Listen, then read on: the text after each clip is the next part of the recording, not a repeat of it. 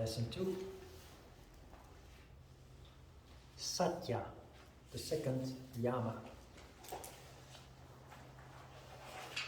Satya is truthfulness, or in line with non-violence, it's non-lying. Like violence, lying causes disharmony. It causes a distortion of the energy that leads to disharmony. It leads to conflict. The practice of Satya means, like with ahimsa, first of all to be aware of that, to be aware of our tendency to take shortcuts, seemingly making things easier by telling lies out of convenience often, and to basically refuse to continue going along with that.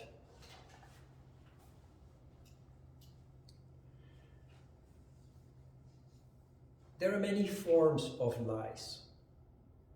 The most obvious, like with violence, is the blatant lie, just not telling the truth. Now you see Pinocchio here with his extended nose. Every time that he lies, his nose becomes longer. My mom used to say, "You are lying." And if I would deny it, she would say, "It's written on your forehead." She wouldn't say, "Your nose is growing." She would say, "It's written on your forehead." The very first time that she told me that, I was just a child. Don't remember the age. I went to the bathroom to look in the mirror, and I went back to my mom and I said, "Mom, there's nothing on my forehead. What are you talking about?" Then she said, "You're lying, and I know that you are." What is going on here? That is just a way of people expressing themselves. My mom was expressing herself. What is happening is people feel instinctively or intuitively when others are lying.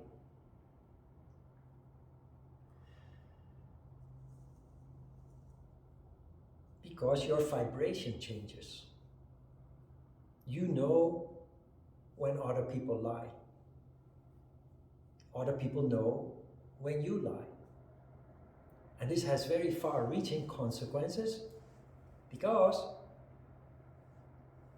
subconsciously or consciously, when people lie to you, you don't want anything to do with them anymore.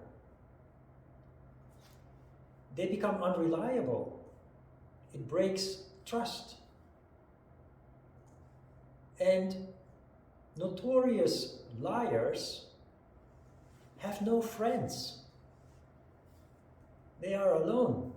Nobody wants to associate with them. Nobody wants to work with them, cooperate with them. So you're all on your own. You find yourself all alone with nobody to back you up, to support you, to help you, or to just be friends with. It's of course an extreme here. Obvious, most of us do not blatantly lie, like some notorious liars do. But the point is that it leads to serious disruption. Disharmony, of course, sattva. But the thing is, like with violence, is that why do we lie? Because we all have a tendency to lie. Not just me to my mom when I was a child. Maybe even worse is that we tell ourselves lies all the time without knowing it, without being aware of it. In that sense, we live in a very challenging time because we are constantly bombarded through the media, social media and traditional media, with ideas. I'm not talking about information like the news, but ideas, fashions, trends. fantasy. There is a lot of fantasy on TV, a lot of stories that if you do not know how to distinguish, you take for true situations, for true, truthful reflection of what is happening in families or in society. Drama, Korean drama is notorious, but not only Korean drama. When I was young, you had two very particular dramas that, or we call them soap series, that were very popular at that time. Every Friday night there was another episode. Not like these days every day, but every Friday night everybody was glued to the television watching Dallas or Dynasty. Dallas and Dynasty both were soap series that told stories about extremely rich people in the oil industry in the United States, in Houston, Texas.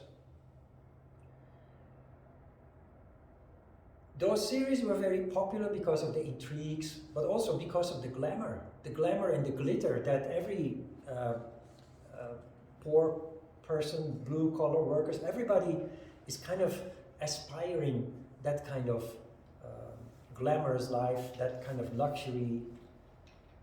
And so what you saw at that time is people who start to identify with the characters in those soap series.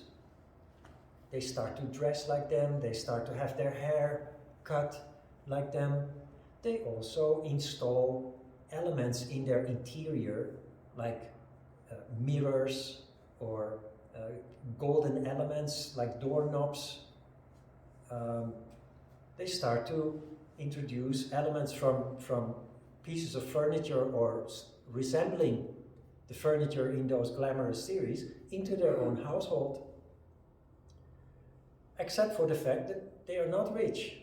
They're not oil barons in Houston, Texas. They are just poor people on the third floor of a government housing project, living on credit mostly. That is a lie. I'm painting an extreme picture here, but I've had something like that in my family also. Still, actually, have something like that in my family. I have two sisters, twins. They're twins, who have always they've always been in the center of attention because they're twins, because they're cute, they're pretty, they're blonde, they have blue eyes. And they've always engaged in sports, but also in entertainment industry. They've done on national TV. They did a show ballet, and because they were twins and because they were really good, they were always in front and always leading and always there, always used to attention. What happened when they were in high school is that a huge crowd formed around them, boys and girls, with whom, all of whom did their activities together. They would go out in the weekends together or after school, do their things together. And one of the typical things that the boys in this group engaged in was watching gangster movies. And then particularly the Godfather, the whole series of Godfather movies, and Once Upon a Time in America, and all these kind of movies. When we were young and CDs didn't exist yet, they would have the whole series of videotapes, later replaced by the whole series of CDs, and they would meet regularly or in the coffee shop. In the Netherlands, coffee shop is not only for drinking coffee. Young people go there, they smoke a little bit, but one distinctive feature of the coffee shops is the TV. The people are watching videos there, and they would watch and rewatch those gangster movies. and start identifying with the characters, with Don Corleone and what have you. I have seen boys that were spontaneous, enthusiastic, kind of pure, innocent. I've seen them turn into people with strained faces, trying to look like a gangster without actually being a gangster. And moreover, now that they are in their 50s, they're still living in that kind of way. They have become a prisoner of an idea, of an identification, and by regularly meeting with each other, they keep reinforcing that idea. For them, it is empowering them. It gives them a sense of strength. There is strength in numbers there. That is what groups of friends can give each other. It's supporting, it's empowering, reinforcing. But the issue is here, of course, that it is based on a lie. Now, when you're young, it's very normal. Everybody has their idol. My idol was Bruce Lee, and your idol can be a pop star, or a fashion model, or indeed a sports star. That is a stage that we go through that helps us to find our identity, and at some point you just leave that behind. You grow up, you mature, and you start focusing on other more practical and important things of life, like a career, finishing your study, a career, building a career, work, family, and what have you. It does have a function, but most people at some point leave it behind. But like with my sisters and the whole entourage, it's also possible that people stay stuck in that idea. And they find it very scary to leave it behind. I've always had the idea that if you would isolate them from one another, they would freak out because they are not being reinforced anymore. And they would have the need to start figuring out who they actually are, who they really are, because they are not the character pictured in the movie.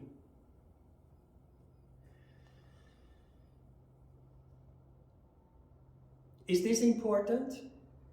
For them, it is important to keep receiving that reinforcement. They would feel lonely and weak without it.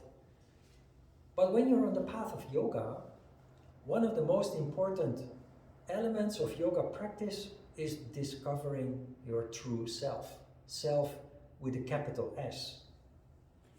And as long as you keep identifying with external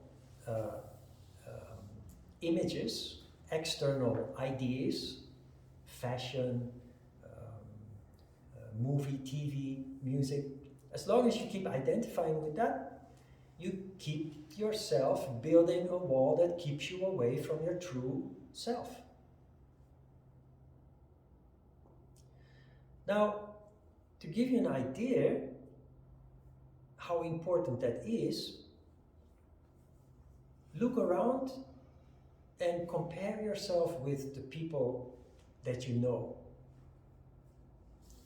For me, being on this path for 40 years, if I look back 30 years, if I look back to before I came to Korea 25 years ago, I look at my own family, I look at the friends that I left behind, even the people that I met in the very beginning of my stay in Korea. There's a reason why I came. There were people that I knew from Amsterdam that are here, my Hapkido teacher and his family and so on, his extended family. If I look back and I compare people from the past with how they are now, the main difference that I see is that they got older, physically older, 25 or 30 years older. What I don't see is change. The only change that is there is material. Maybe they moved to another house, a little bit bigger than the previous one. Maybe they made some promotion in their career, earning a little bit more money. But in terms of evolution, in terms of growth and development, there hasn't really been much change. Now compare that with people who are on the path of spirituality, either through yoga or any other means. You end up on a very dynamic path of constant growth and development.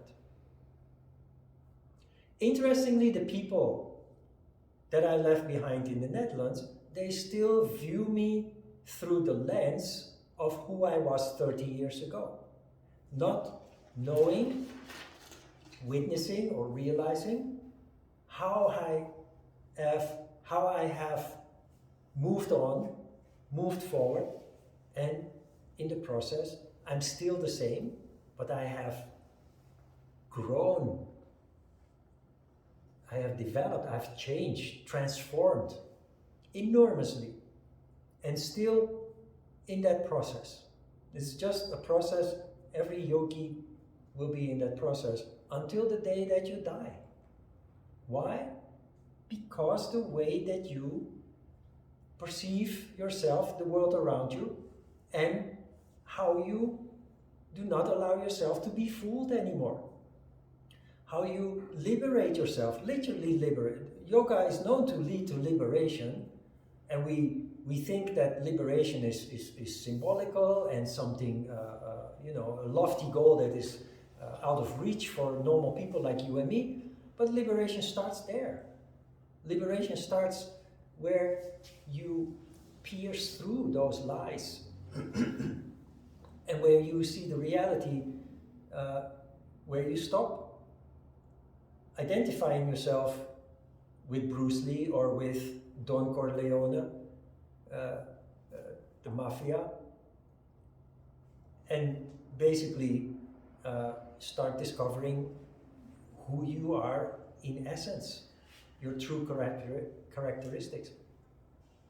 Yoga then becomes a very dynamic path of constant growth and development.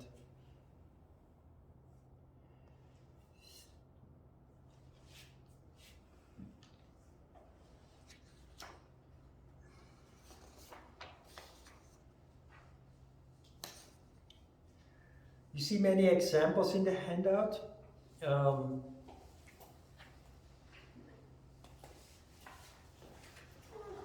The way that we respond to people is important here.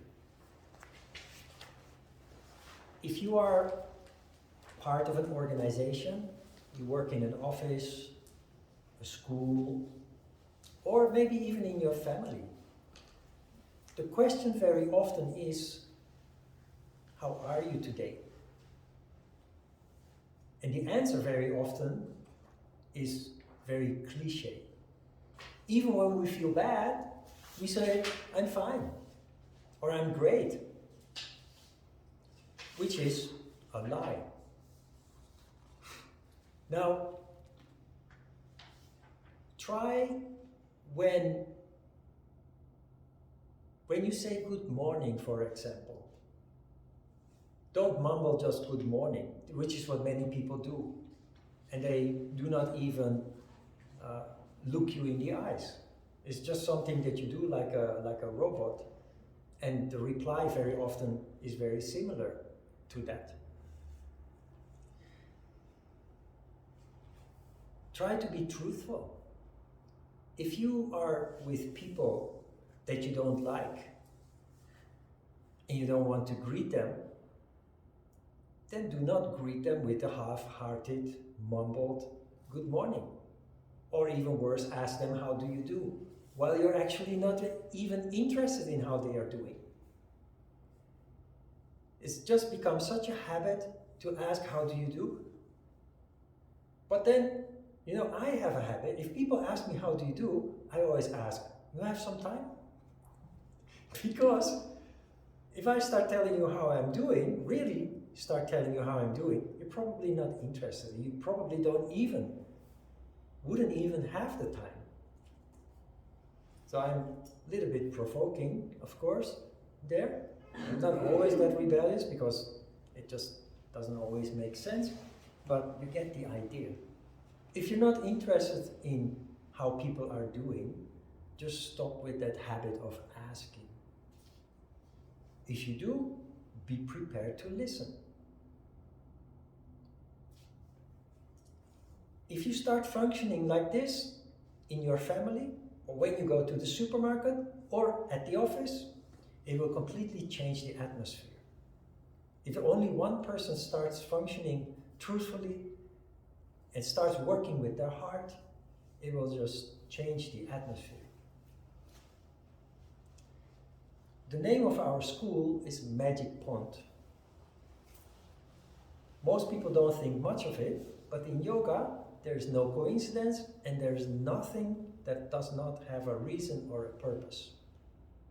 The Magic Pond was carefully chosen as a name because I wanted it to reflect what I stand for and what I try to achieve as a human being, but also, and maybe especially, teaching yoga as a yoga teacher. When you throw a stone in the water will ripple and spread out. So the Magic Pond, in the past we had a slogan. As a stone dropped in the pond, the ripples go beyond. Don't know if that makes sense, I'm not a native English speaker, but what it means is that if I act inappropriately, if I act violently, if I lie, if I'm insincere,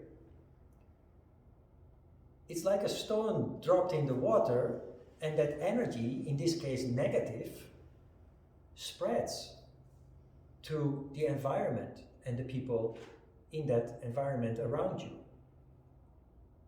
It works also the other way around. When you become non-violent, or pursue at least non-violence, you become more and more truthful and sincere, working with your heart. There is a positive vibration there. The stone thrown in the pond, ripples, spreading out, positive energy spreads to the environment and the people in it surrounding you.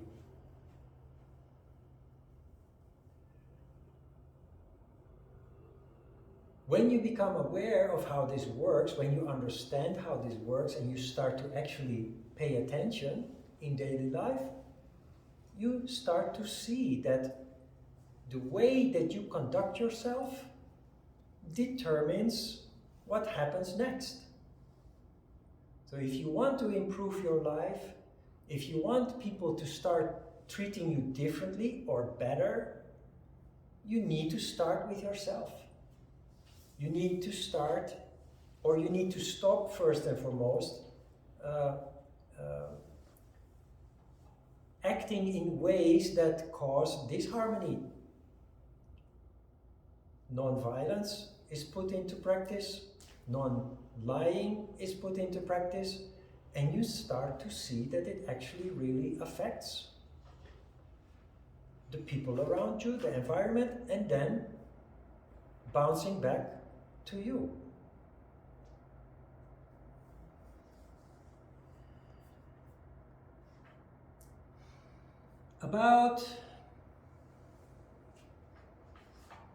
This is a typical Korean situation that I observed. I don't think it is anymore, but this is about people choosing. I come from a family of 7 children, a big family. There's little room for pleasantries and luxuries and what have you. But more and more people, or these days it's just common that people choose to have just one child, maximum two, but there are many one-child families. So all the attention of the parents is focused on this one child.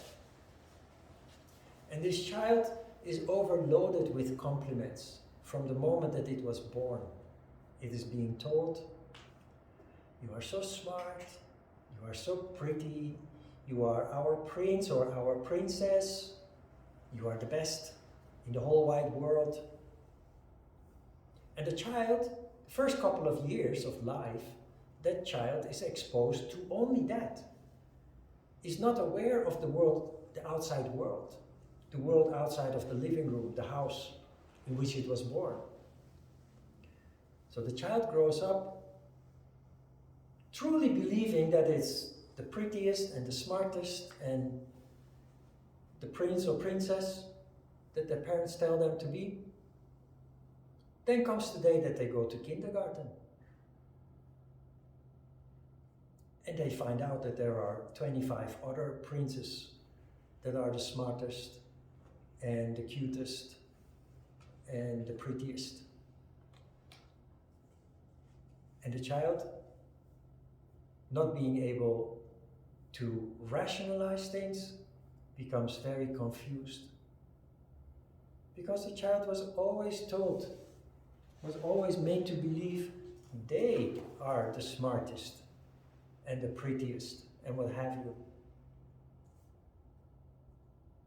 As a parent, it's totally understandable that you want your child to feel good, because there's no malice here, there's no bad intention here, except we fail to see the consequences of creating this lie. While the intention is good, giving the child self-esteem, make the child feel good about him or herself, the long-term consequences can be devastating. How do you deal with this? First and foremost, be austere with compliments. Not only to children, but in general. Be honest when you give compliments. Many adults, when they meet somebody, they will say to the other, "You are so beautiful." Or, in case of a man, "You are so handsome." You know, I've been told on various occasions, "You are so handsome." And it always makes me smile. And I say, "What about my crooked nose? Or the fact that I'm bald? Are you sure?" It's cheap. Cheap compliments that actually do more harm than good. How do you deal with this? Give compliments where compliments are warranted. And if you meet somebody in a social context where a compliment can help smoothen out communication and what have you, you must do a little bit of effort. Instead of just haphazardly saying, "Oh, you are so pretty or handsome," which the receiver of the compliment exactly knows who they are and what they are, and they know whether you are just giving a cheap compliment or not, setting the stage for what follows after. Do a little bit of effort. Look at the person in detail. And if they are not pretty or handsome, don't say anything like that. But maybe they are wearing very nice shoes, or beautiful earrings, or maybe you noticed that they had a haircut last week. Their hair was different, and you see that they must have had a haircut, because give a compliment about something like that, about something real. That is when people really feel flattered. And they realize that you actually did pay attention. You actually did see things that people normally overlook. That completely changes the chemistry. And with children, of course, children are still so pure and so innocent. It is important that we raise them, prepare them for a world that is not full of princesses and princes, and where everybody there are many obstacles and challenges for those children growing up into adulthood, and there will be many disappointments, which for a child that has always been told how fantastic they are will be very hard to deal with. They just cannot cope with disappointment because they were always propped up and stimulated and complimented how fantastic they were.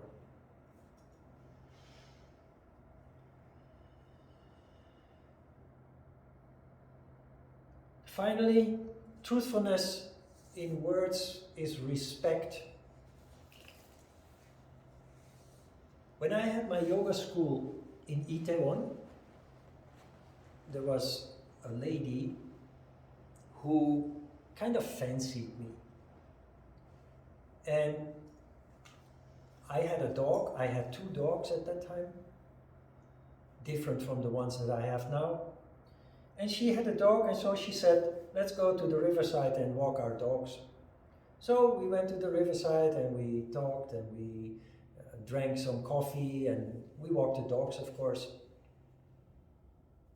And then came the river patrol, guy with a uniform, and she bowed to him and very humble and apologized because the dogs were off the leash. And he scolded us for that. Dogs have to be leashed all the time. There are hardly any free walking zones for dogs in Korea. So very humble and kind of, for me, it didn't feel entirely good because that was not who she was. And for me, that was a new experience. Next, we went downtown to have lunch. She kind of took control of the situation. I was just a yoga teacher and she just wanted to take me here and there and become familiarize, befriend me. So we went to downtown where there was a noodle restaurant that she thought was very special. And we got out of the car and there was this guy who was supposed to park the car somewhere. Valet parking, very common in Korea, even in very small restaurants. And she was very rude. And for me, that was it. First, very humble to the person in uniform, person of authority, alleged authority, and then very rude to a person in a simple job, a servant, basically. And then I realized what she was doing. She was kicking down to people below and basically licking people's behind, people in authority. And to me that just felt so off. I don't know how to describe it literally or practically, but I think you get the picture. For me, that was the point that I just really didn't want to socialize with this person anymore. It just, let me use the word ugly. It just felt ugly. Truthfulness is being respectful to everybody, regardless of their status, regardless of whoever they are, whatever they have, possess, whatever job they have. Just be respectful to everybody. That is truthfulness in words. And that respect will, of course, reciprocate. It will come back to you if you can practice like this.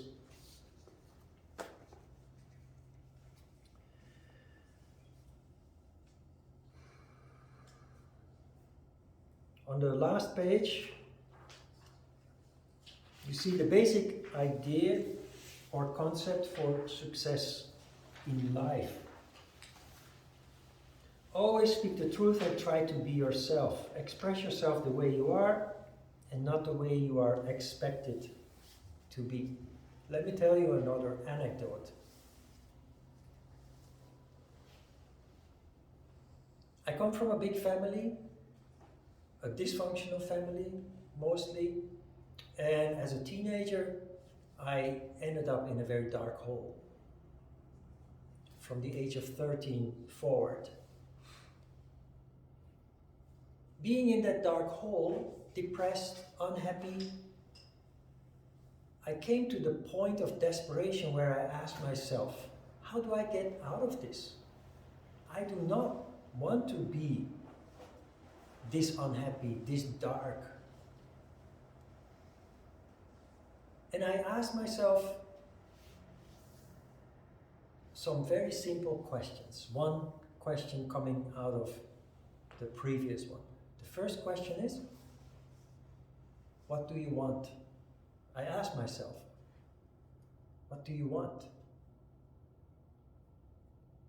And the answer was not money or success or possession. The answer was, I just want to be happy again. Then the next question came, how do you do that?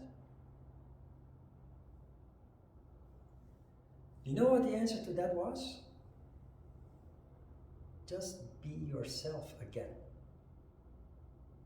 That is reflected in this paragraph. Being yourself is incredibly powerful where it comes to mental health and well-being. As a teenager, in a dark hole, I had lost connection with myself. Just be yourself again. Then the next question came. How do you do that? And that reminded me of how and who I was before I ended in the dark hole. And I remembered a young boy, active, playful, spontaneous, naive, innocent, pure. And all those qualities had gone lost from the age of 13 when my parents divorced in a very strange way, in a, for the children, very hurtful way. So what do you want? Be happy. How do you do that? Just be yourself again. Where does that start? It starts with observation of how you are looking at yourself and the world around you and what you are portraying to be. Because in my depression, I tried to make people scared of me by being a cool guy, by being a tough guy, which I wasn't in my heart. But that's what many young people go through. That is how you deal with the evil outside world, when you cannot comprehend yet what life really is about. From that moment on, up until today, that is what I've done all my life, just being myself. It is the reason also why I could not give in to the temptation to build a big yoga organization with the people that could have backed me up with huge amounts of money. There have been people interested in investing and developing a brand. I couldn't compromise on yoga, the way that I perceive yoga and how it helps people. Making that into a commercial brand, that is exactly what is wrong with yoga, with modern yoga. And that is what would have happened if I had gone along with it. I just couldn't. Why? Because I just want to be myself. If I had gone along with that, they would have required that I would dress in a certain way to create a certain mystery around me, a personality around me. Maybe they would have asked me to change my hairstyle. There's not much left to do with that, but you know, there are bold people in spiritual circles who do not accept that they're bald, so what is left they will grow and then make a ponytail out of it or something, or braid that little cluck of hair that is left. That's just not for me. After after decades on the path of just being myself, that would have just been a total corruption of everything that I stand for, everything that I've so far accomplished in life. Truthfulness to yourself. Be honest, not only about your limitations, also about your qualities, and cherish what you are. In the previous subject about non-violence, again, I repeat, we came to the conclusion that the first thing we need to do is become our own best friend. It's very important because we have a tendency to break ourselves down at the ankles. We have a tendency to diminish, to destroy ourselves, our image, our abilities, what have you. I'm exaggerating, I'm making it sound very dramatic, but that internal voice has a tendency there to do that all the time. That is not truthful. The truth is, we are human, we have our imperfections, but we have many good things as well. Many good qualities and characteristics as well. And as long as we focus on those and feed those, nurture those, and try not to fall back into old habits or destructive, negative habits, we are on the right path. But we accept that we are only human, we have our imperfections, and we just do our best to live the best life as we can. Truthfulness. Just be who you are, whatever that may be. Is that difficult? For me, it's not, because I've practiced for so many years doing this.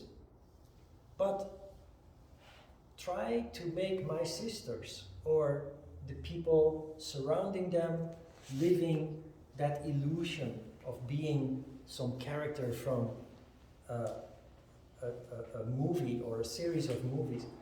Try to tell this story to them, and they would become very nervous and maybe even aggressive, denying that there's anything they would need and there's nothing wrong with them, and what they are and who they are, that is exactly who they are.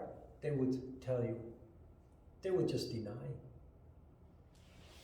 Because it's very painful to realize that you live a fantasy. They will never realize that until they develop a consciousness like we do, like you do in your yoga practice, and you've done before. Apparently, otherwise you wouldn't be here in this class.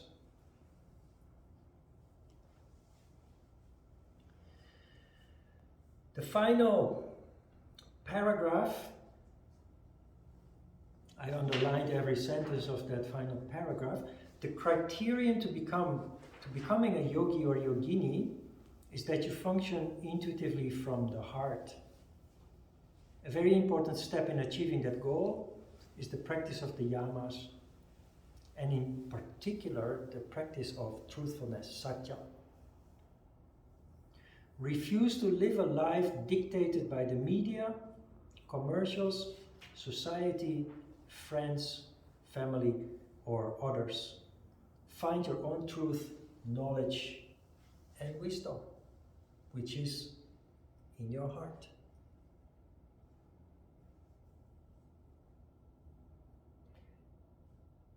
Use the media.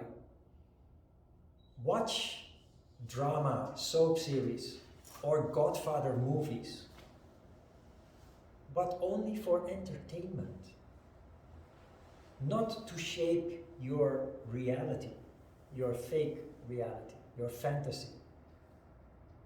I love Netflix.